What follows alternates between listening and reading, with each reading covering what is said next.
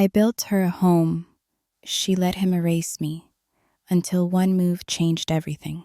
The key I gave, the door they closed. I never thought the sound of a clicking door could feel like betrayal.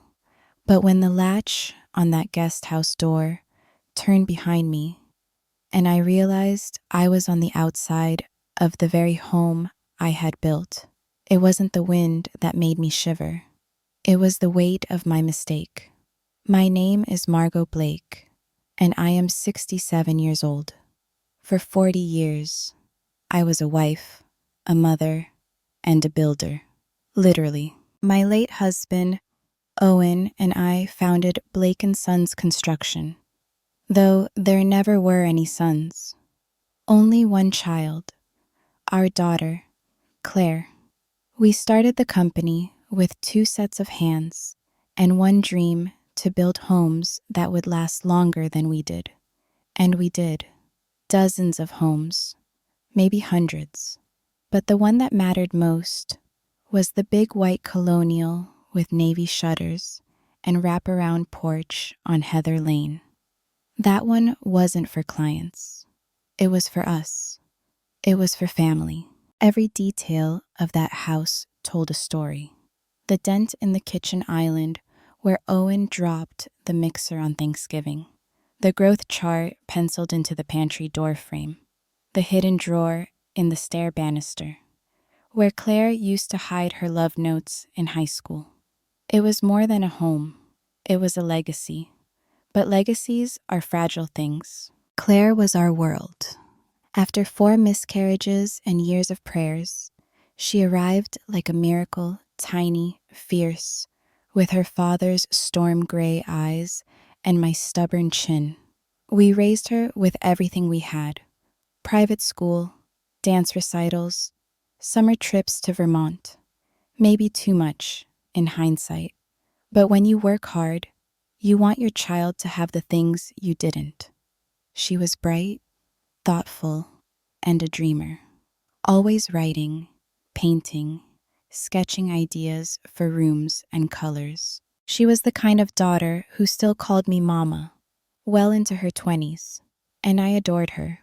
So when she brought Ethan Carver home during her final year of college, I paid attention. Tall, handsome, impeccably dressed. His shoes were always shined, and his words even more polished. Ethan was a financial advisor from a family with old money and newer ambition. He had a firm handshake, a perfect smile, and something I couldn't quite put my finger on. It was as if everything he said had been rehearsed, like he was playing a part. Owen, ever the optimist, brushed off my doubts. "He's driven, Margot. Claire needs someone with vision." And Claire, well, she was smitten. She looked at Ethan like he'd invented the moon. Owen passed 3 years later. Pancreatic cancer. Fast and cruel. He died in our bedroom, holding my hand, whispering just one thing: "Promise me you'll look after Claire, no matter what." I did promise, with every fiber of my being. And in that moment, I meant it with everything I had. When Ethan proposed 6 months later, I swallowed my grief and put on a smile. The wedding was more elaborate than we'd ever imagined, hosted at a winery in the Berkshires, with string quartets and monogrammed champagne flutes. Ethan's parents, Richard and Evelyn Carver, were gracious in the kind of way that made your skin crawl. Evelyn had eyed our home during the engagement party and said, "It's quaint, reminds me of the guest lodge at our ski cabin." I said nothing, because that day was about Claire. A year into their marriage, Ethan began mentioning how Claire missed Maplewood, how she dreamed of raising children in the house she grew up in. "It would mean the world to her," he said, casually, one Sunday over brunch. Of course, we'd make some updates, but think of the continuity, the legacy. He knew exactly which strings to pull. My grief was still raw. Owen's absence echoed through every hallway, and I remembered his dying wish. So I did what I thought was right. I signed over the deed to the house to Claire, on the condition that I could remain in the in-law suite we had built years earlier for my mother. Claire cried when I handed her the papers. Ethan hugged me tightly and said, "You won't regret this, Margot." I wanted to believe him. For the first few months, everything felt okay. I gave the couple space. I stayed in my suite, tended the garden, joined a community knitting circle, and reconnected with an old friend, June Holloway, a retired school teacher with more opinions than filter. "You're being too generous, Margot," she told me over tea one day. "A house is more than brick and beams. It's your footing. You don't just give that away, especially not to a man like Ethan." I laughed her off. "It's Claire's legacy. I'm just giving it to her early." But deep down, a whisper of worry stirred. Then the changes began. Subtle at first. Ethan had contractors move the mailbox to the curb. "Cleaner design," he said. Then the blue shutters went dark gray. The porch swing disappeared. The oak tree, where Owen carved our initials, cut down. "They're just refreshing it," Claire insisted.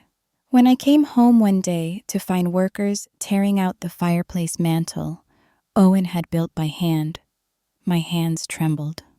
"That was your father's craftsmanship," I said. Claire blinked. "It didn't match the aesthetic anymore, Mama. Ethan hired a designer." That night, I stood in the garden and cried, because piece by piece, the home we built was being erased. It wasn't long before my place shrank too. The guest entrance to my suite, temporarily blocked during renovations. I had to use the back patio. Ethan began forgetting to invite me to dinners. When I showed up, dressed and hopeful, Claire would smile nervously and say, "Maybe tonight's not the best night, Mom. Some of Ethan's partners are here." It could get awkward. Awkward? I had hosted developers, city inspectors, and construction crews in this very home for decades. I'd signed off on million-dollar projects from our dining table. Now I was a liability. The final blow came on a rainy Thursday in March. I returned from visiting June to find my belongings carefully folded and boxed stacked on a rolling cart. A note taped to the top read, "We've had to repurpose the in-law suite temporarily. Ethan's parents are visiting for an extended stay. We've set up accommodations for you in the shed.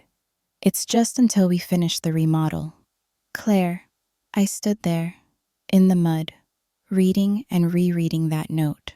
The shed, not a guest room, not even a couch. A converted garden shed with a cot, a space heater, and a thin wool blanket. They hadn't even told me in person. That night, the wind howled through the gaps in the wooden walls. Rain leaked from the corner of the roof, pattering into a metal pot I dragged from the garage. I sat there, blanket around my shoulders, thermos of tea cooling in my lap, and looked out through the cracked glass window. The house was aglow with warm light. Laughter spilled from the open kitchen. I saw silhouettes moving. Ethan, Claire, and their dinner guests, toasting over wine. My eyes drifted to the photograph I kept by my bed. Owen, holding newborn Claire, his face etched with joy. "I tried," I whispered. "I gave her everything." But something inside me shifted. Not broken, not bitter, just awakened. This wasn't what Owen meant. He had asked me to protect Claire. But who was protecting me? And was this really the kind of man I had trusted with my daughter's future?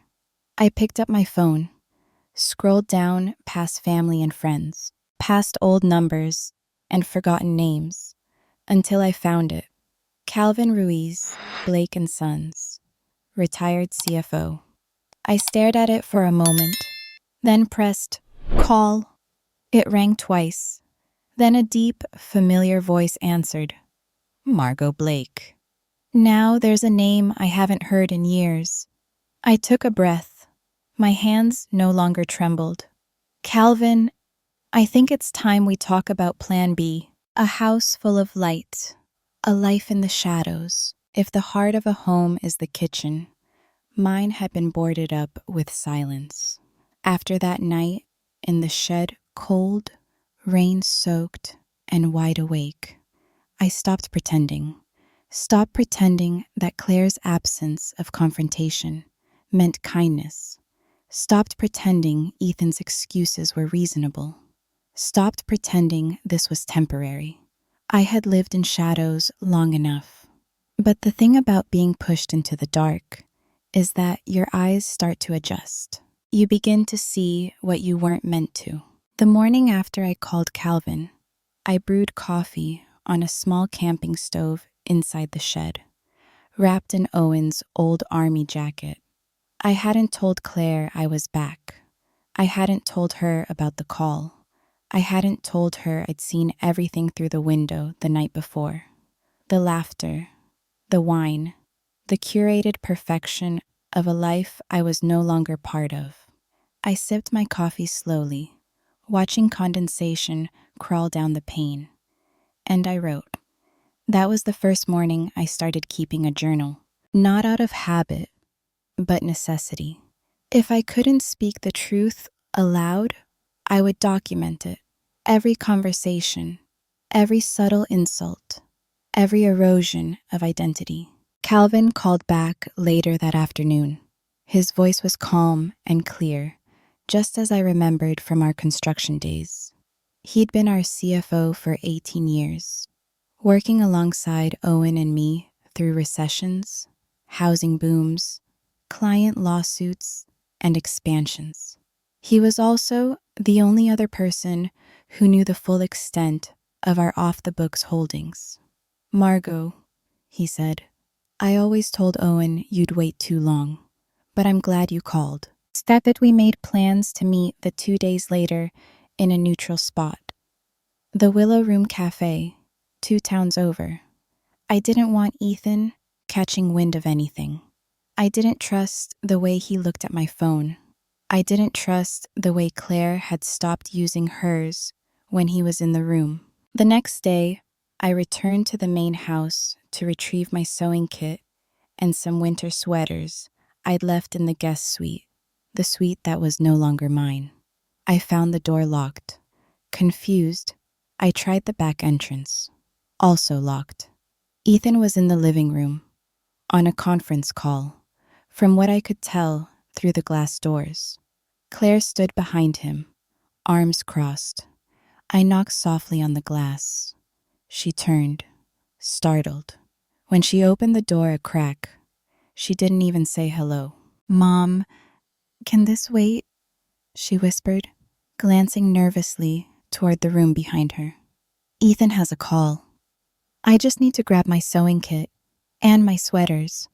They've been moved, she said, to the garage. I'll get them later.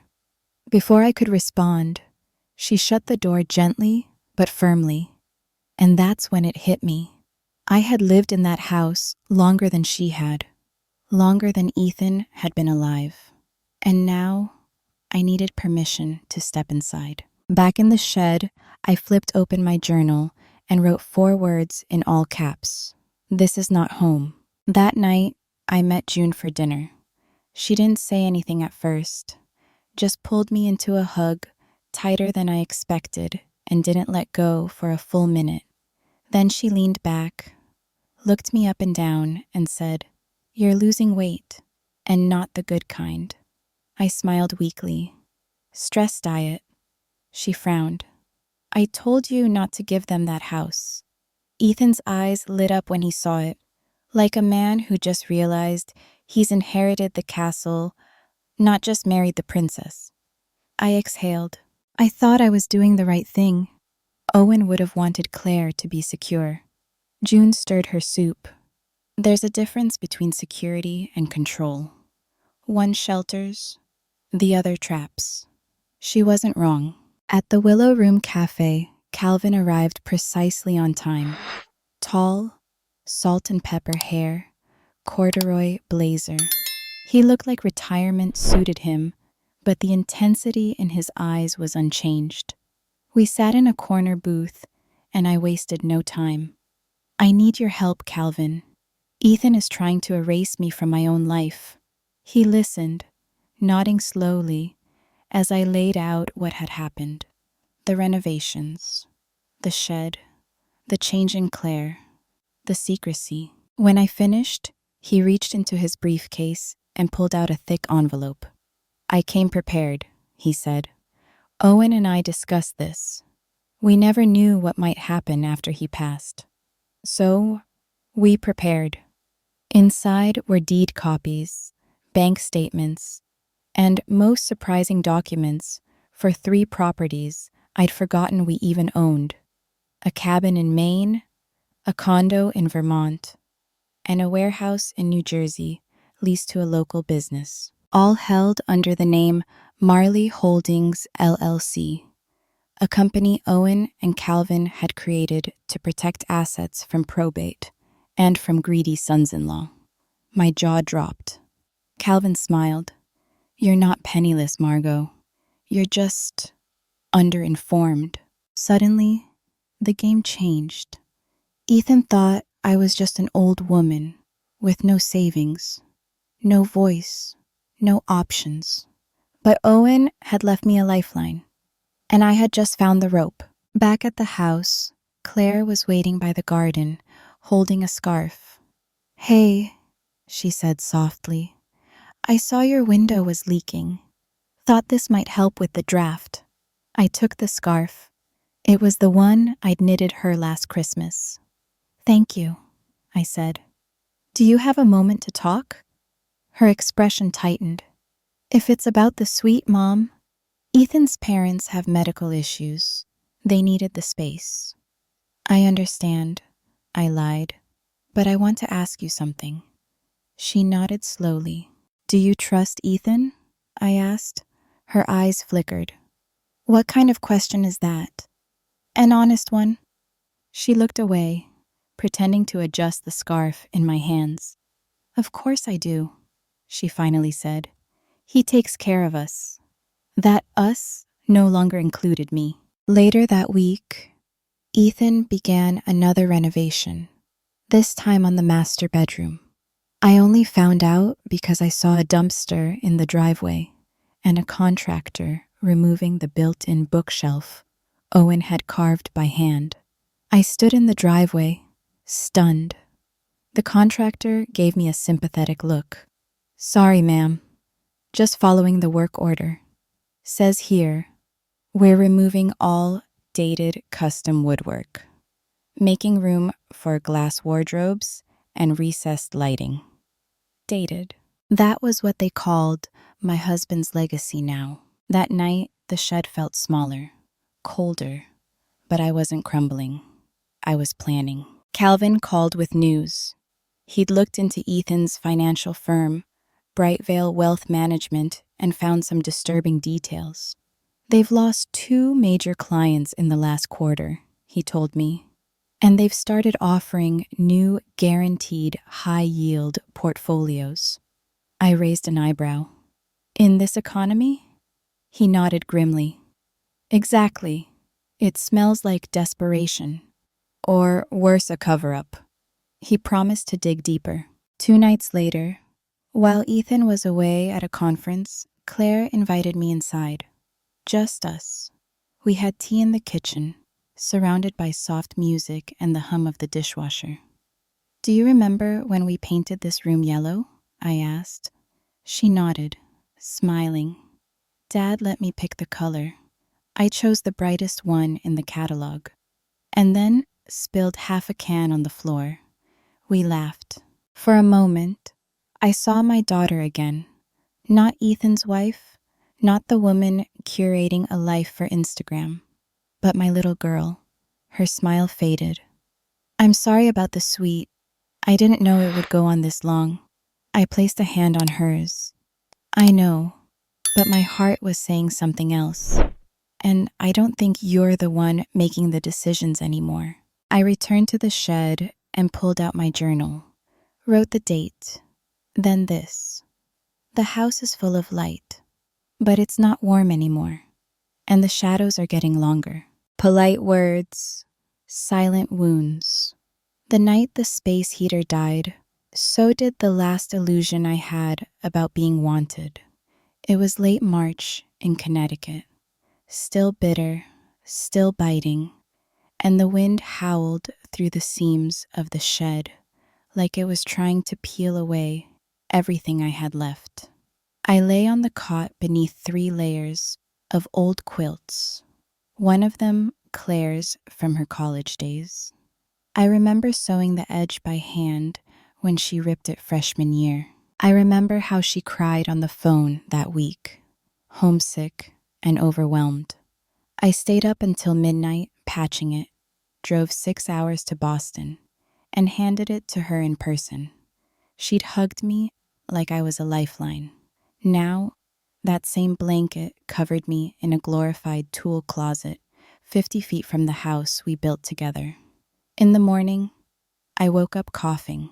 Not just a tickle deep, dry, tearing coughs that burned through my chest. I stumbled outside into the cold air, dizzy and disoriented, and that's when I saw her. June, standing in my driveway, holding 2 cups of coffee and a look on her face like she was ready to burn the entire neighborhood down. "Get in the car," she said before I could even speak. I tried to protest. She raised one eyebrow. "Margot, you're pale, you're wheezing, and your daughter's having Sunday brunch while you're out here collecting mildew." I am done being polite. I didn't have the energy to argue.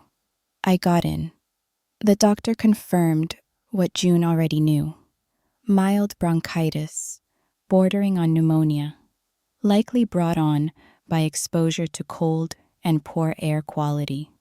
"You shouldn't be staying in any kind of converted garage or shed," he said. Not unkindly. Not at your age. At your age. Like I was ancient. Like I was disposable. Back at her house, June made me tea and sat across from me with that familiar fire in her eyes. "This is abuse, Margot. It may be wrapped in silk and served with wine pairings, but it's abuse. Emotional neglect is still neglect." I said nothing. I couldn't say anything, because a small, quiet part of me had started to agree with her. That night, back in the shed, I wrapped myself tighter and stared at the photo on the wall. Owen, with his arm around me in front of the fireplace we built with our own hands. Claire, age 5, smiling with her 2 front teeth missing. We looked so safe. I remember what Owen once told me after a particularly brutal negotiation with a developer. "Margot, the loudest threats are never the ones that do real damage.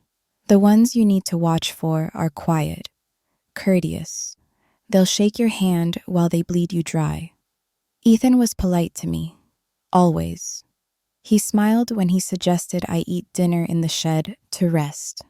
He thanked me for understanding when they took the guest suite. He nodded appreciatively when I offered to help with repairs, only to ignore me entirely the next day. Polite, always polite, and every word left a bruise you couldn't point to. 3 days later, a package arrived. Claire had it left at the door of the shed. Inside was a thick pair of socks, a new space heater still in the box, and a note. "Hope this helps. Sorry, things are a bit tight right now. Ethan's parents are staying longer than expected. Thank you for being flexible. Love, Claire." I held the socks in my hands for a long time. They were warm, thick, expensive, but they weren't presents. They weren't care. They weren't a seat at the dinner table. They were guilt. packaged in softness. Later that night, I watched from the shadows as Ethan held court in the backyard, hosting a cocktail hour with colleagues. Claire stood beside him, smiling, nodding. The house was lit up like a magazine spread candles in every window, jazz playing softly from the speakers, wine glasses clinking in perfect rhythm. A guest asked Claire about the beautiful home. She said, "We were lucky to inherit it." No mention of me, not a word about the woman who laid the first stone. The next morning, Calvin called. He'd made contact with someone, an ex-employee at Ethan's firm. She wasn't ready to talk, but she'd confirmed what Calvin already suspected. Ethan's books didn't add up. The guaranteed returns? Too consistent, too convenient. And the firm's client list was filled with names of elderly investors, people with high trust and low oversight, people like me. "Looks like he's running a soft con," Calvin said. "Might not be full-blown fraud yet, but it's unethical. And if he's using the house as leverage." "He is," I said quietly. "I overheard him on the phone. He wants to refinance it. Said it's untapped potential." Calvin cursed under his breath. "We need leverage, documentation, something solid." I nodded, eyes fixed on the shed's tiny window. "Then let's get it." The next week passed in a strange fog of pretending and planning. I smiled when Claire brought groceries. I nodded politely when Ethan mentioned future expansions. I kept notes, logged conversations, watched patterns. When Ethan left the house, I slipped inside to retrieve a folder of financial statements they had left on the dining room table. My name was still on the original utilities. My access wasn't illegal. Not yet. The statements were vague, sanitized. But one thing was clear. Money was missing. Claire remained suspended, torn. She still brought me soup when I coughed. She still said "love you" on the porch. But she never opened the door wide enough for me to step inside. One evening, she appeared at the shed with a stack of design boards, swatches, paint samples. "Ethan wants to modernize the kitchen," she said. I looked at the sample's white marble, matte black fixtures, chrome cabinetry. "What about the butcher block counters?" I asked.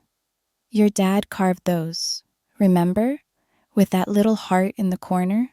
She looked away. "They're not really the vibe anymore." "The vibe." "Yes, Mom. The whole house has to look cohesive. For guests, for clients." Ethan says it's about brand integrity. I set the samples down. "And what about family integrity?" Her eyes flicked toward the house. "You don't understand, okay? He's under pressure." "So was your father," I said. "But he never sold out his own home." Silence. And then, softly, "Maybe it's not your home anymore." She left before I could speak. That night, I lay in the dark and traced the grooves in the wood above my bed with my fingers. I counted the knots. I whispered names of rooms that no longer existed. Claire's reading nook, Owen's study, the yellow kitchen. They were all gone now, redesigned, neutralized, deleted. So I decided something. If they could erase me from the house, I would erase myself from the illusion. No more waiting. No more polite tolerance. Calvin and I had a meeting the next day with someone who used to work inside Ethan's firm. She had documentation. She had names. And I had one goal left: to protect what remained of the truth, even if I had to burn the house down to do it. Figuratively, of course. Though, I admit, that night, for the first time, the idea didn't feel entirely metaphorical. One call A door reopened. I used to think strength meant staying quiet, staying composed when the world around you shifts, smiling through exclusion, holding your breath so others can breathe easier. But I've learned something in that cold little shed. Silence isn't strength, it's survival. And there's a difference. The morning of our meeting, the air was sharp and gray, the kind of sky that promises snow but never delivers. I dressed with care, not for warmth, but for power. I wore Owen's old blazer, the one he wore to city council meetings when zoning laws were on the table. Inside the pocket, I found a scrap of paper, yellowed and brittle. One word, in his handwriting: Outlast. That's what builders do. We don't win quickly. We outlast the storm. The cafe was quiet when I arrived. Calvin was already seated, nursing a coffee and scanning a document. He looked up when I entered, his face unreadable. "She's here," he said. She was Danielle Yee, a former junior associate at Ethan's firm, Brightvale Wealth Management. Mid-30s, smart eyes, anxious hands. She greeted us cautiously, then slid a file folder across the table. "I shouldn't be doing this," she said. "But what's happening over there? It's not just shady anymore. It's dangerous." I opened the folder. Inside were 3 internal memos, 2 redacted client lists, and a printed email from Ethan to another advisor titled, "Contain Optics Delay Withdrawals." I read it twice. "He's propping the firm up with new money," Danielle whispered. "Old clients don't realize the numbers are fabricated." We tried to tell compliance. Next thing I knew, I was downsized. Calvin swore under his breath. "It's a Ponzi setup." Danielle nodded. "Not officially. Not yet. But it's close. If the wrong client tries to pull their funds, it could all collapse." "And the house?" I asked. Danielle hesitated. "I saw paperwork on Ethan's desk. He's planning to use it as collateral for a $2 million bridge loan. It's not finalized, but he's meeting with a private lender next week. $2 million. Against the house I built." I closed the folder and looked up. "Would you be willing to go on record if this escalates?" Her fingers tightened around her coffee. "If I have protection?" "Yes." Calvin slid her a card. "You'll have it." I left the cafe feeling like someone had pressed a lit match into my palm and dared me not to flinch. Now I had proof, not suspicion, not gossip. Proof. And with it, the game had changed. Back at the shed, I stared at the photo on the wall again. Owen, holding Claire on the porch swing, laughing. What would he say now? What would he do? Then I remembered something. Something he told me once, when the company was being sued over a faulty foundation on a job site we didn't even touch. You never bring a hammer to a fire. You bring records, receipts, and you call the right person. And just like that, I knew what to do. The next day, I asked Claire if she had time to talk, face to face. She seemed hesitant, but she agreed. We met on the porch steps, like we used to when she was a teenager and needed air after a fight. She sat with her knees pulled up, arms wrapped around herself. I placed the folder beside me, but didn't open it. Not yet. "Claire," I said softly, "do you remember the cabin?" She blinked. "In Maine? The one we used to visit in the summers?" "It's still ours. Part of a trust your father and I set up years ago." Her brow furrowed. "I thought we sold it." "No, we just moved it into something safer." Silence stretched between us. Then I added, "Just like I'm trying to do now with you." Her eyes widened, but she said nothing. I slid the folder toward her. What's this? Receipts, I said. The kind that survive fire. She opened it and read the first page. Her lips parted slightly. A flicker of fear crept into her eyes. Where did you get this? She whispered. I've been watching, Claire. Not because I'm bitter, because I see things now, and you need to see them too. She flipped through more pages, her hand trembling. You're saying Ethan is lying to his clients. I'm saying Ethan is playing a game where people like you and me are just assets, disposable ones. She looked up at me, for the first time in months, really looked. Why didn't you tell me sooner? I was trying to protect you. A pause.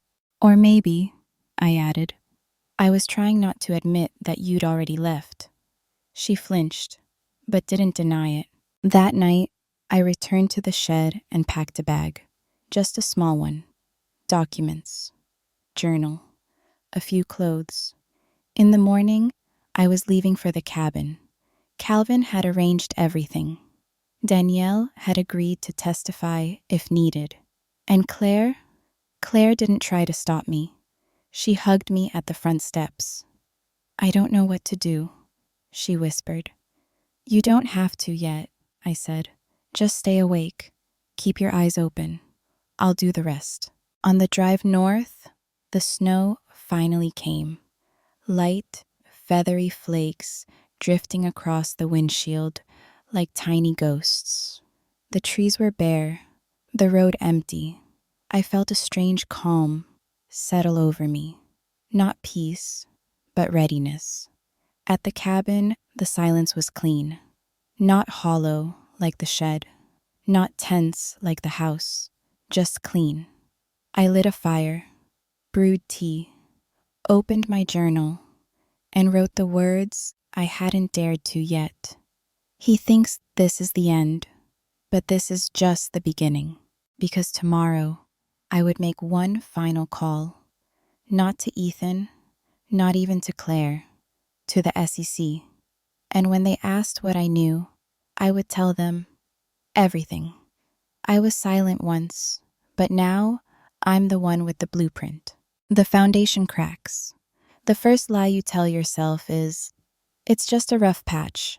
The second is, they didn't mean to. The third, the most dangerous, is, maybe I deserved it. It wasn't until I was sitting by the fire in the cabin, Owen and I had bought under a quiet trust, reviewing the documents Danielle had given me, that I realized I had told myself all three, more than once. The house I built had not only been taken from me, brick by brick, it had been used as a chess piece in a game I didn't even know I was playing. But now, the board was mine. I was done surviving quietly. It was time for the reckoning. The next morning, I drove into town to meet with Agent Monroe, a federal investigator who had been assigned to cases involving financial misrepresentation and elder abuse. Calvin had made the introduction. I brought everything. Danielle's statements, the loan paperwork Ethan had forged Claire's signature on, and a copy of the memo referencing delaying withdrawals to manage optics. Monroe didn't say much at first. He let me talk, asked clarifying questions. Then, after reviewing the documents, he leaned back in his chair and said 5 words that changed everything. You may have saved lives. I blinked. I mean it, he said. These kinds of schemes, especially when they target the elderly, end in tragedy more often than we'd like to admit. Lost savings, evictions, sometimes worse. If what you've brought us holds up under review, this isn't just a family dispute. It's criminal. Criminal. Not just unethical. Not a misunderstanding. A crime. One that had my daughter caught in the center. One that had almost erased me. Claire called that evening. I answered from the porch of the cabin, bundled in Owen's coat, the phone pressed to my ear like a fragile connection I didn't want to snap. I went into Ethan's office, she said quietly. When he was out, I checked the file cabinet in the back, the locked one. And there was a pause. Then, it's worse than I thought. She'd found falsified statements, dummy reports, fake account summaries, and one more thing. He started liquidation, Mom, small amounts, so it wouldn't draw attention. But he's moving money, offshore, under the name ELC Partners. I looked it up. It's not even a registered company in Connecticut. I said nothing. What do I do? She whispered. He's going to find out I was in there. You leave, I said. You pack what you need, and you come to me. There was hesitation on the line. I could hear it. Then she said, he's not going to let me go quietly. My grip tightened. Then we make noise. That night, I couldn't sleep. Not because of fear, but because I knew how this story could end. And I couldn't let it happen. Not to her, not to me, not to anyone else. The next morning, Claire arrived at the cabin. Her eyes were puffy, shoulders tight, but she was there, with one bag and a heart full of fractures. She stepped inside and looked around slowly, tears brimming. I haven't been here in 15 years, she said. It smells the same. I smiled. Owen used to use cedar chips in the storage room, said it kept the mice out and the memories in. She sat down at the kitchen table, pulled out her phone, and showed me a series of screenshots. Emails, financial transfers, a client list Ethan had hidden under a password called Legacy. They're all widows, she whispered. Every one of them. Women in their 70s and 80s who signed over control of their investments. Some are family friends. I recognized 2 from church. It was worse than a con.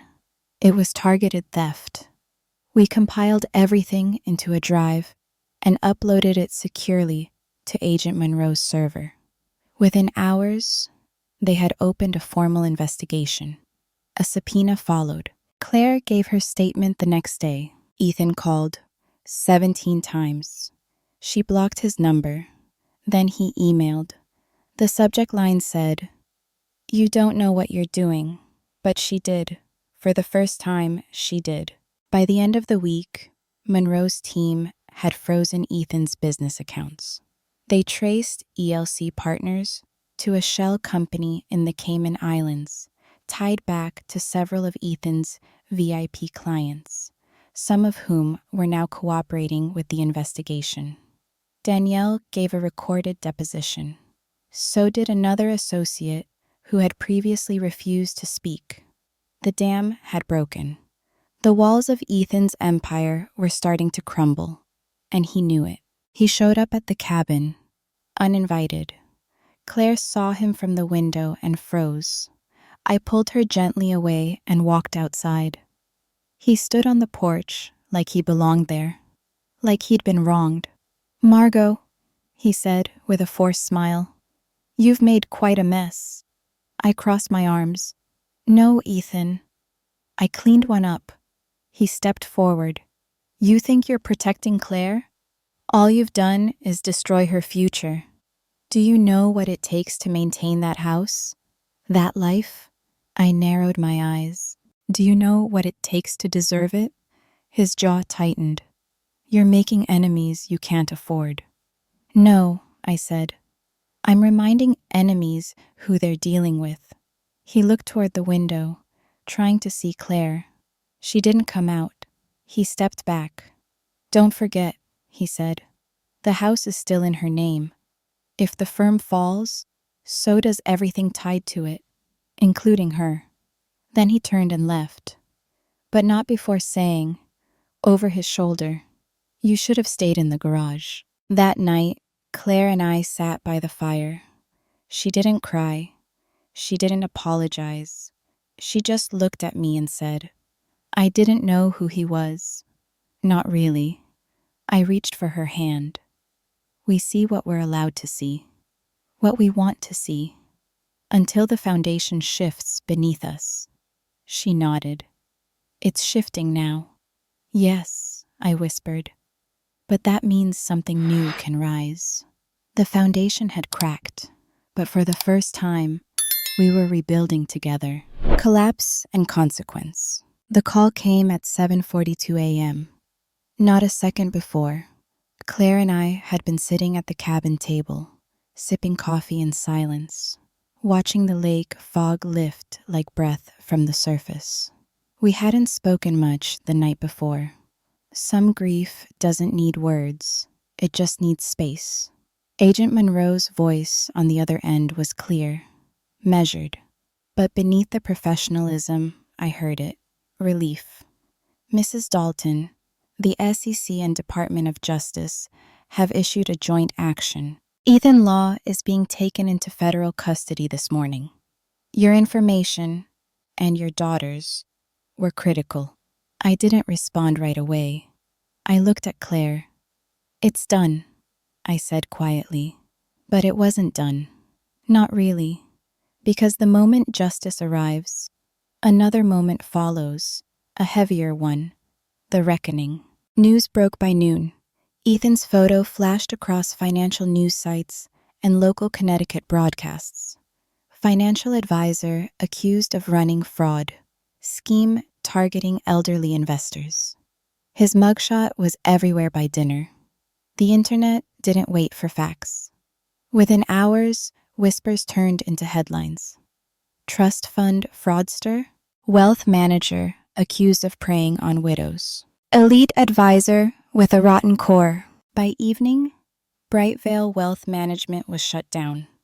Ethan's name was scrubbed from the company website. His associates issued bland statements. His parents declined all media contact. And Claire? She stayed in the cabin, on the floor, wrapped in Owen's old army blanket, not speaking, not sleeping, just existing. I gave her a few days. When she finally spoke, her voice was different, no longer uncertain, no longer clinging to what ifs. It was the voice of someone awake. Mom, he used me. It wasn't a question. He built an image around me, around the house, the idea of old money and stable family, that I was the perfect wife in the perfect home, and I fed it. I let him sell me like a painting. I reached across the table. You were never a painting, Claire. You were the architect. He just convinced you were the wallpaper. She laughed, a bitter, hollow sound. Then she asked something that caught me off guard. Did you ever feel ashamed? I paused. Yes, I said, but not because I should have, because they made me. 2 weeks later, Claire and I returned to Maplewood. The house was as we'd left it, but it felt different. The porch didn't groan the same. The roses were overgrown, vines curling toward the windowsills like they'd been waiting. Inside, the silence was thick. Claire opened the front door and froze in the threshold. I don't know if I can live here again, she whispered. I stepped beside her. Then we make it something new. We walked room to room. The marble counters, the brushed metal fixtures, the cold, lifeless upgrades Ethan insisted upon. They all looked out of place now.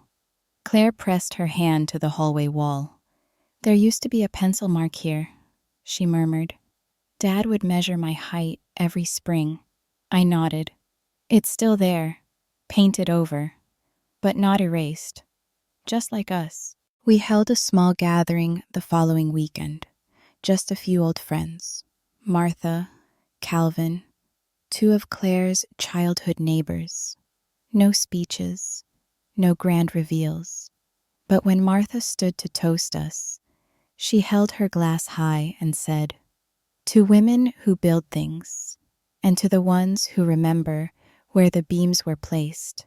We cried, not out of pain, but because for the first time, The tears were cleansing. 3 weeks later, Ethan was indicted on 14 counts: securities fraud, wire fraud, elder exploitation, and obstruction. His bail was denied. Too many foreign assets. Too many lies. Danielle's testimony was airtight. Claire's documentation, too. My journals, my memos, my original contracts with the utilities in my name. Every scrap of paper I kept like a habit. They were what prosecutors called irrefutable timeline evidence. Ethan's lawyer tried to claim I had a vendetta. He was right, but the court didn't care, because facts don't need forgiveness. As the trial loomed, Claire and I started to redesign the house, not for Ethan's clients, not for appearances, for us. We ripped out the cold marble, refinished the butcher block, repainted the study in the warm green Owen always wanted. I even rebuilt the reading nook under the stairs. Why? Claire asked. Because you used to believe in magic there, I smiled. Let's find it again. One afternoon, I found her in the garage, just standing, silent. It was empty now, clean, the cot long gone. I want to turn this into a workshop, she said. For you, for building things again. I blinked back tears. You're sure? She nodded. No more exile. No more pretending. You belong in this house.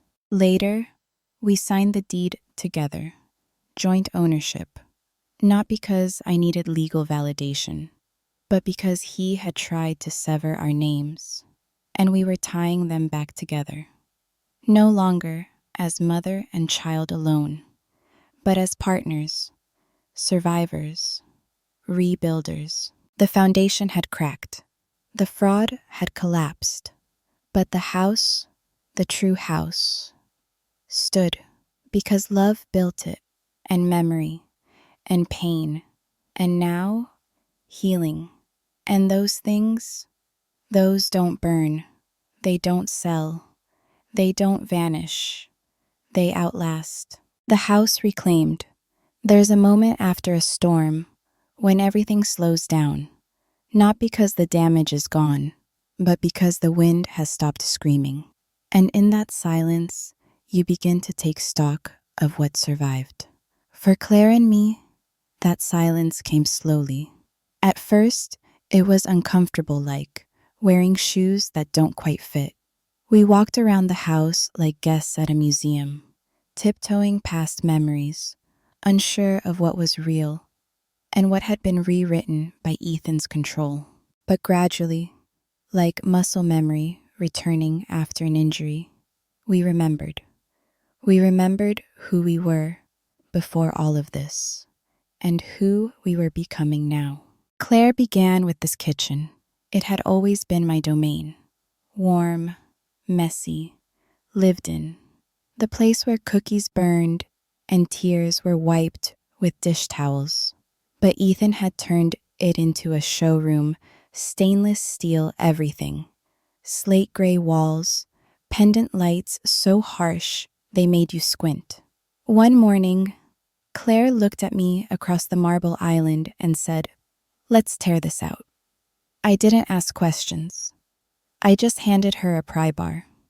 We started that weekend. No contractors. Just us. We tore out the sterile cabinets. We painted over the gray with warm ochre. We found the original hardwood under synthetic tile. Claire cried when she saw it. "This was here all along?" I nodded. Just hiding, like so much of ourselves.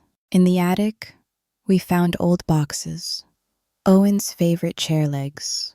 A collection of toy dinosaurs Claire used to carry in her lunchbox. My mother's cast iron skillet, wrapped in a tablecloth from our first Thanksgiving. We cleaned everything, restored what we could, gave away what didn't serve us anymore. But one box we didn't open until we were ready. It was labeled "Letters for Claire." Owen had written them in the last year of his life. Each envelope dated, each message carefully folded. Not for a birthday, not for a wedding, just for her. One every few weeks, some with doodles, others with articles clipped from newspapers. They were full of advice, memories, dad jokes, and one recurring sentence. Never let someone tell you what your worth is, especially if they didn't help you build it. Claire read them aloud, one by one, and we laughed, and we cried, and we healed. Meanwhile, the case against Ethan gathered momentum. More victims came forward, women who had once trusted him with their life savings, widows, divorcees, even one elderly man with dementia, whose nephew had only discovered the fraud after seeing Ethan's mugshot. Each story was a thread in a net tightening around the truth, and the truth was ugly, but exposing it, that was beautiful. Claire started volunteering at a financial literacy program in town. Too many people don't know what questions to ask, she told me. They think if they ask, it means they're dumb. But asking questions is what saves you. She wasn't just reclaiming the house. She was reclaiming herself. The version of her that had dreams, not image strategies. That spoke up instead of deferring. And I started planting again. Owen's roses had survived the renovations barely. They were choked with weeds and overgrowth. But beneath it all, they were alive.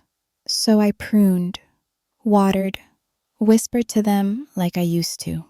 And when the first bud opened, red as forgiveness, I stood there, barefoot in the dirt, tears rolling down my cheeks, and said, "You made it. We made it." A letter came from the court. Ethan had requested a plea deal. He would admit guilt in exchange for a reduced sentence. The prosecution had consulted us first. Claire asked, "Will it protect the victims?" "Yes," Monroe confirmed. "And it'll prevent a drawn-out trial." Claire nodded. "Then let him say the words out loud. Let the world hear him admit it." I didn't need revenge. I needed accountability. And Ethan, pleading guilty, meant the system was finally on our side. It also meant we could breathe. 6 months passed. The house was different now. Warmer, softer, ours again. We had knocked down one of the cold guest bathrooms and built a proper library in its place. Claire's idea. She filled the shelves with secondhand books and even started a little weekend book club. People came. They brought banana bread, wine, laughter. This house, once silenced by manipulation, echoed with joy again. One evening, after everyone left, Claire sat beside me on the couch and said, "Mom, I think I want to travel, alone, just for a little while." My heart clenched, but I smiled. "Where to?" "I don't know. Maybe Greece or Japan. Someplace where no one knows me, where I can just be." I squeezed her hand. "Then go." She hesitated. "Will you be okay here?" I looked around, at the new kitchen, at the fresh paint, at the fire crackling in the hearth Owen and I had built stone by stone. "I'm already okay," I said. "Now it's your turn." We built this house with our own hands, and it had tried to become something cold, something curated. But houses, like families, don't stay frozen. They breathe, they break, and they rebuild. This wasn't the home I gave her. It was the one we reclaimed together. Legacy isn't walls, it's love. It's strange how quiet the house feels after someone leaves. Not empty, not sad, just still. Claire had left the week before, a navy suitcase in one hand, a faded passport in the other. We hugged in the driveway until neither of us could breathe. And when I stepped back, I told her the truth. Go live for yourself now. You don't owe me anything, not anymore. She replied, That's where you're wrong, Mom. I owe you everything. Not because you gave me the house, but because when I forgot who I was, you still remembered. And then she was gone. I spent the first few days moving slowly through the house, not out of sadness, but because every room had something to say, something new to show me, or something old to remind me of. I found a note tucked in the second drawer of the kitchen island. Claire's handwriting. This is yours, every inch of it, but more importantly, you are mine. Wherever I go, I'll carry you, just like you carried me. I sat down and let myself cry. Not the kind of tears I'd known in the garage, the silent, ashamed kind. These were different. They were light. They were release. Weeks passed. The roses bloomed more than they had in years. Neighbors stopped by again. I hosted small dinners. I brought fresh baked bread to the library. Martha and I started walking every morning before sunrise, something we hadn't done since before Owen got sick.